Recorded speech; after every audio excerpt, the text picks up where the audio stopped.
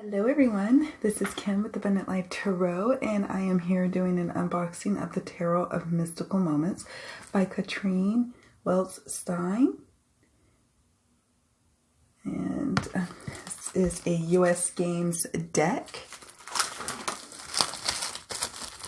Okay, just going to unwrap this here. I actually ordered this from US Games, and I am actually quite excited to see what is underneath the box cover here. I am digging already the beautiful silver embossing here. It's beautiful. That's gorgeous. And it's a wider deck size than I'm traditionally used to from US Games, and I am normally used to, I should say. But you know, that's fine. We'll see how it goes. You know, if you watch my channel for any length of time, I'm actually someone who appreciates a traditional tarot size oracle and traditional tarot size deck. So that's what we had here with its sister deck, the Oracle of Mystical Moments by the same creator. And so I was thrilled when US Games had created this oracle deck, and it was more of a tarot size. So that's what was something that kept me holding on to this deck for so long. And if you notice here, it also has that silver detail here. It's so pretty. All right, let's get right to it. Let's go ahead and unbox it. So we have here this little cool thumbnail. Take this off. Let's look at the inside. And we have the guidebook. Ooh, okay. It's going to be interesting to see how the guidebook reads. Oh, I like it. It's like matte. Because I'll be honest, it sometimes takes me a little bit to connect with the guidebook for the Oracle of Mystical Moments, and which was why I was unsure of how, like, if I would be able to work with this deck. But when I kind of let it go a little bit, I'm just like, maybe just not even worrying so much about this text, but you know, if I need prompts, I can go to just these words and it'll be just fine, these keywords here. And then I started to realize, oh, I'm actually able to pick up more from the keywords on the card than I realized before. So my relationship with this deck has evolved. It has not been the smoothest of a connection, I'll say that. There's been many months where this Oracle of Mystical Moments has sat on my shelf. I'll be honest. I know some people use theirs all the time, but mine was hit or miss. But lately, I've been called to use this deck as I've been making big transitions in my life, and the readings have been spot on. In fact, that's the reason why these three cards are here, because I just had a 3-card draw for myself a couple of days ago, and I wanted to have a moment to kind of sit with these card meanings and such. So enough about that. We'll kind of do some pairings with these cards here. So inside here, and tell me, yes, I have to say that, you know, this will be the most probably recent deck to my collection. Okay, so it is probably going to be the last one I add to my collection for a while, unless someone gifts me a deck, like a loved one or someone or a friend, because I'm moving, and where I'm moving to, it's going to be difficult for me to easily get packages. So this little unboxing for me is a little bittersweet, because I know in the past I've said I'm slowing down, I'm in a depth year, but this time I'm kind of in a compulsory depth year, or at least depth 6 months to a year, because of my embarking on a journey of kind of living abroad for a bit. So it's going to be interesting with my big collection of decks. So here's a cover card. It is a glossy, I can't say cardstock. And we've got silver gilding. I'll be frank, it'll remain to be seen if I'm gonna love it. I think I will, because I'm feeling this card here, and it's got a lot of bounce back, but I'm always like a little side eye action when I'm getting these glossy cards because I'm a little rough on them, and I'm even more side eye at the cards when it's gilding, and it's, you know, I just don't want to cheap gilding because then I'm going to probably beat them up if I use this deck a lot. So those are just some things I think about when I'm looking for decks. I knew it had silver gilding. I kind of heard about the glossy stuff after I pre-ordered it, but I was like, whatever, we'll see how it goes. But interestingly enough, I hate to compare it again, but this is not the same stock as the Oracle. Let's see. The backs are similar, kind of like, you know, just got deep, not similar necessarily patterns, but just kind of a look. Different coloring, obviously different size. The tarot is quite a bit bigger than the Oracle. And maybe this is where US Games is going for a while with their decks. All right, let's get going to the flip through. Here is the full. Let me try to make sure it doesn't have a glare. Yeah, this is a bittersweet one, this unboxing the Magician. Because I like that. I actually really like it. Let me look at this again. What I'm gonna try not to go through all the cards in full detail for time's sake, but I do want to take a look at some of the highlights here. I really appreciate this whole theme. I'm always into surreal, kind of whimsical, magical artwork ever since I was a girl. So this is just a dream for me. I love that, you know, she is up here and she could, you know, there's this waiting, I don't know, alligator creature here, but, you know, she may just go off the cliff anyway into the abyss and see what happens and see what it goes, and we're not quite sure what lurks below, but we do it anyway, right? So it's an interesting take on the Fool. Here's the Magician. I really, really enjoy this Magician. And what I'm going to enjoy about the tarot, I think more so than the Oracle, is that I know the tarot card meanings. So even if like some of the images are obscure, or if the guidebook is something I can't really get with, I can always then kind of draw upon my understanding of the tarot and then go off my intuitive hits based on my clients or my own question. That's beautiful. I'm digging the High Priestess. Like that. Oh my goodness. This is gorgeous. See the fetus? The roses. Beautiful. Here's the Emperor. The Emperor. Oh my goodness. I have a client who I think would appreciate me reading with this deck for it, because, yeah, I'm going to ask him too if this is something he'd like. He was just asking for, well, anyways, I won't go there. I was like, I don't know what decks I have that I want to use, you know, with my client readings that are a little out there. And this might be okay. This one might do. The Lovers.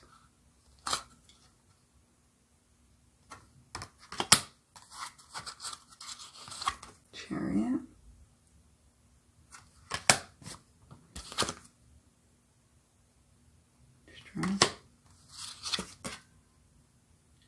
Hermit. Wheel of Fortune, interesting. Oh, Justice is gorgeous.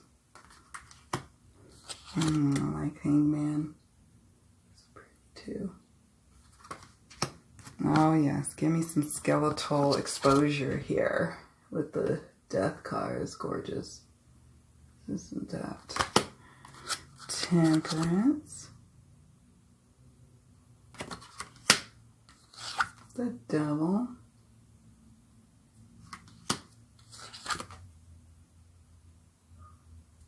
The Tower. She's smoldering. Gorgeous. Star. I'm digging the moon quite a bit. The sun. Judgment.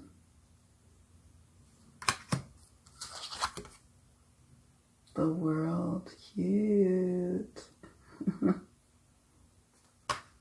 Here's Ace of Wands. Now I know there is a few images of people of color in this deck, but I didn't really notice in the majors any people of color. And again, you know,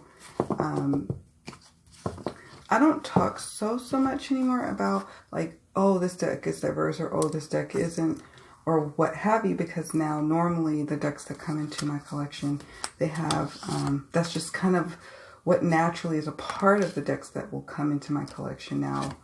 And I worried about this one a little bit, but then there's some decks I do give some liberty to, and some art styles that I give some liberty to, that I'll be like, okay, I'll forgive it, so to speak. We have Ace of Wands, Two of Wands, Three of Wands. Oh, this is lovely. Four of Wands. Five of Wands. And so my whole thing is, if the deck does have some level of diversity in it, if more of the cards could have it. Now again, this is the artist, and the artist is at liberty to put as much or as little diversity in the deck, but it's just something that for those who may be more mindful of that, more concerned about it, it's just something to consider.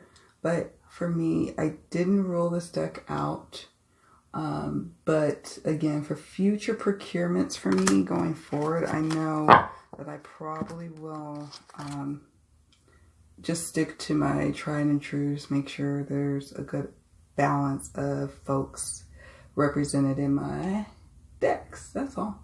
But some, like I said, some art styles, some decks, some period decks that I get that are out of print long ago, I'm going to allow for that. But modern decks, I don't as much.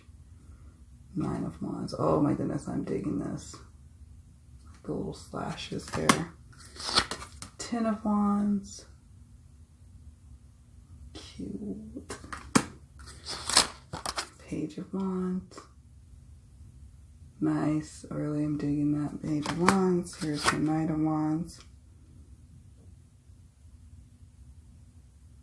Back that up so you can see it.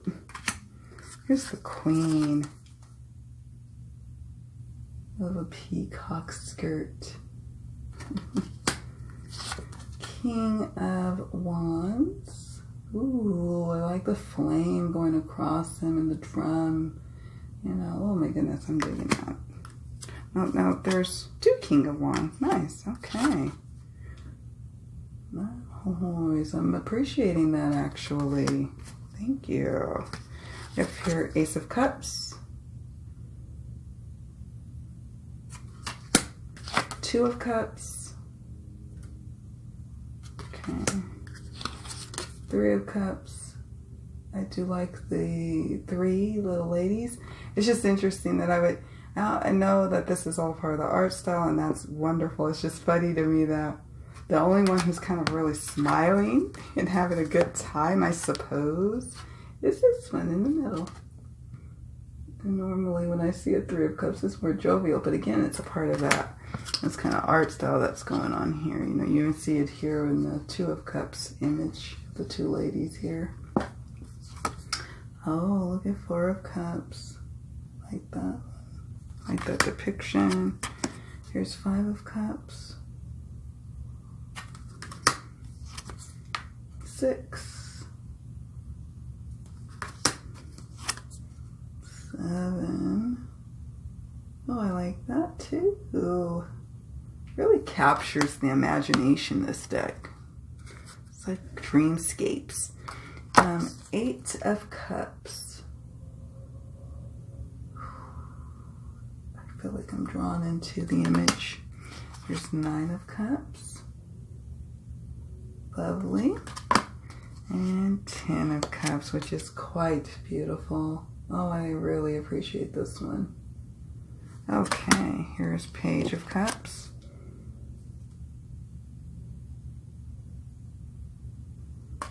Love the fish. Little goldfish there, which we typically see with our little Page of Cups in the traditional Rider-Waite-Smith. We then have Knight of Cups. Oh, I'm digging that. Oh, with the anatomical heart, I'm such a sucker for. Oh my gosh, isn't it? With the lotus blossom. Oh, just delectable. All right, so Queen of Cups. Beautiful. Didn't mean to hit the tripod. King of Cups. One more King of Cups. Gorgeousness. This is so beautiful. This deck is just gorgeous, I have to say. Ace of Swords. I think people are going to be quite pleased with it. And I'm feeling the stock. I'm trying to think of which decks I have. You know, I think like the Hoodoo Tarot with that kind of sheeny kind of texture on it. 2 of Swords. That's what I'm thinking of when I think of this card stock. 3 of Swords. So super easy to shuffle and actually holds up quite well. So, I mean, I'm not going to rule it out. It's just the size and then the gloss and then the gilding. I always worry about shuffability and longevity of a deck. 5 of Swords. Interesting. Oh, this is 4. I was like, this is interesting. 4 of Swords. Duh. Let me look at the 3 again. That's a nice 4 of Swords. I'm digging this 5. This is an interesting depiction. 6 of Swords. On a cloud. This is a different depiction. And up and away. Off, not in a ship on a boat, but up and in the sky. I think that's interesting. I like that. Here's 7 of Swords. He's still in an egg. Interesting.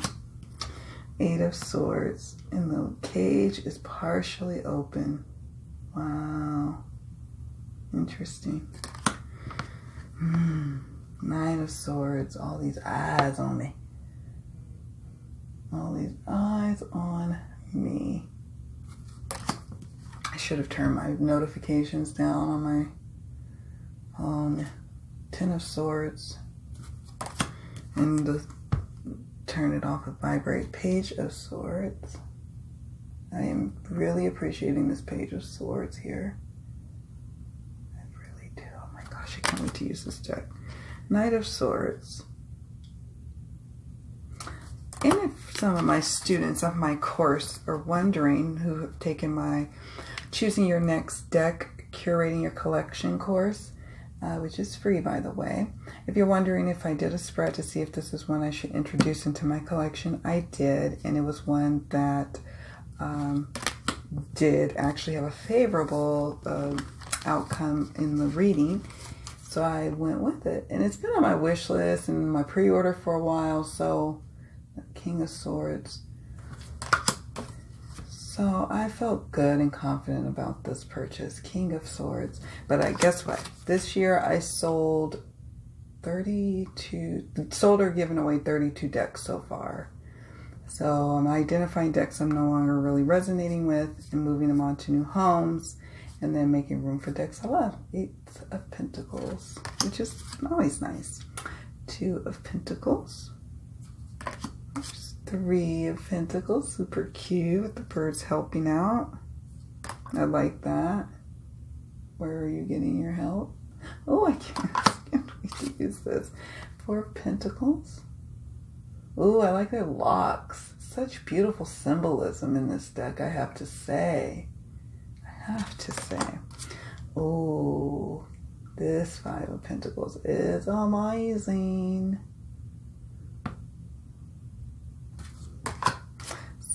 Pentacles. That's 7 of Pentacles. Yummy apple. 8 of Pentacles. Gorgeous. 9 of Pentacles. And 10 of Pentacles. Page. Pentacles. Knight. Oh, of Pentacles. That's cool. Cool, cool. Queen of Pentacles.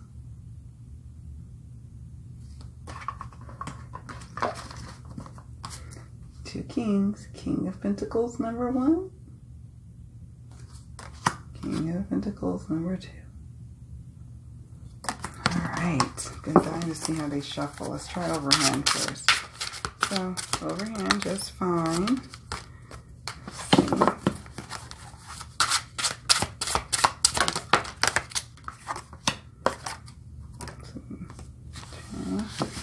And now I'm going to see how they riffle shuffle.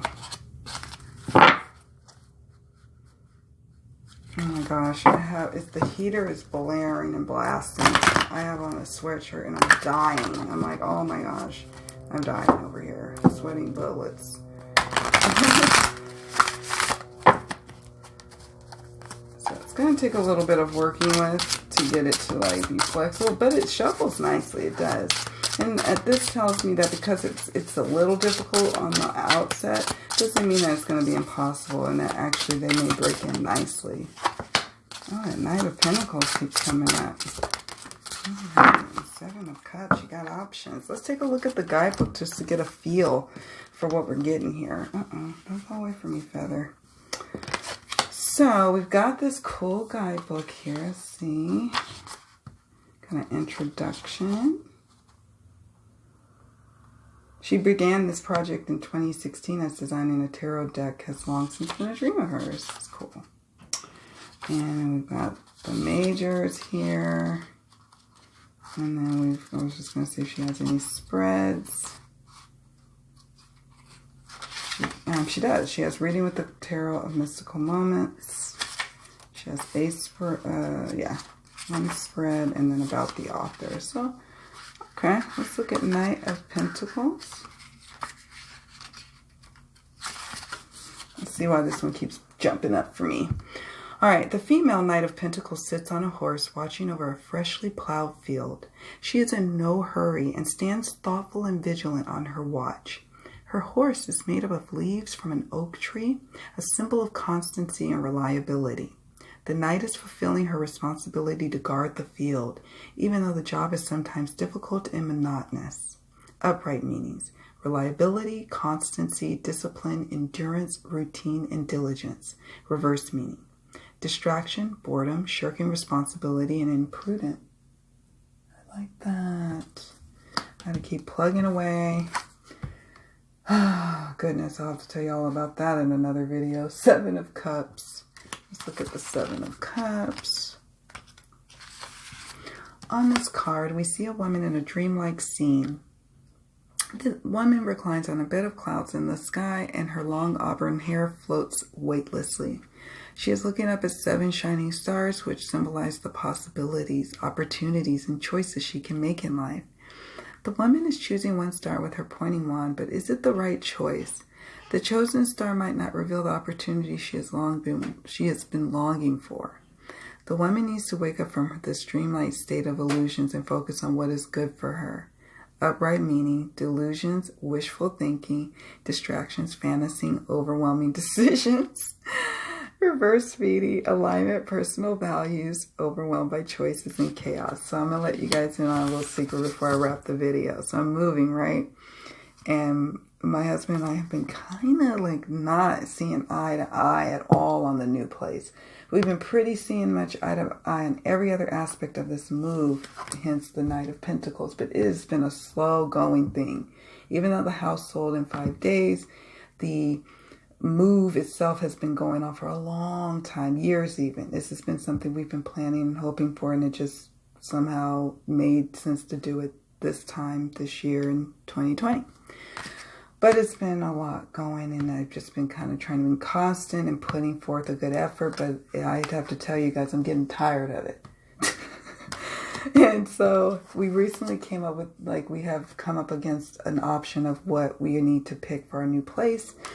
And I am really adamant about having this 3-bedroom spot because I really need a spot for my readings. I treat my client readings like as if probably a therapist treats their, patient readings, with privacy, and try to have it with care even.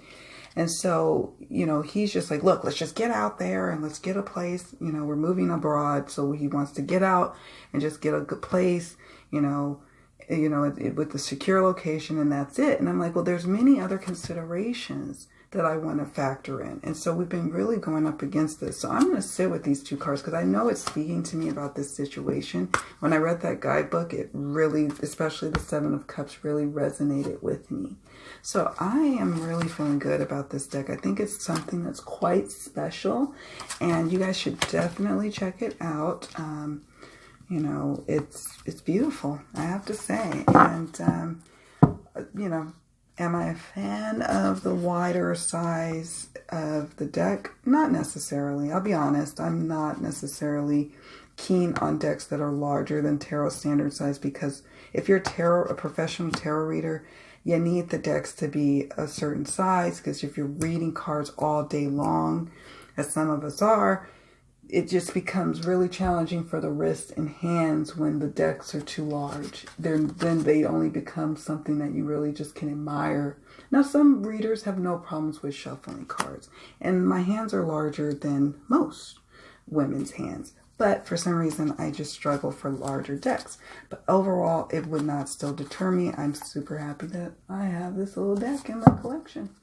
All right, guys, let me know what you think in the comments below. And thanks so much for watching. Please don't forget to subscribe on your way out if you haven't already done so. And if you like videos from yours truly, Abundant Life Tarot, please hit the like button so I know that you're out there appreciating the videos, and I will continue to make them. All right, guys, take good care. Much love. So many blessings to you. Bye.